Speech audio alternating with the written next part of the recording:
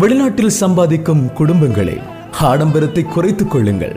நீங்கள் செலவு செய்வது பணம் அல்ல, சம்பாதிப்பவரின் வயதே.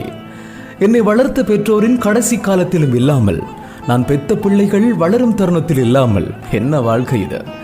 வெளிநாட்டு வாழ்க்கை ஒரு மெழுகுவர்த்தி போலதான். தூரத்தில் இருந்து பார்த்தால் ஒளி மட்டும்தான் தெரியும். அருகில் சென்று பாருங்கள், அவர்கள் உருகி உருகி கண்ணீர் வடிப்பது தெரியும். ஓடி ஓடி உழைத்தாலும் கையும் காலும் விரைத்தாலும் அன்பாக பேச யாரும் இல்லை. காசு என்பது நிற்கவில்லை, கடன் தொல்லை தீரவில்லை, சொன்னாலும் யாரும் நம்பவில்லை.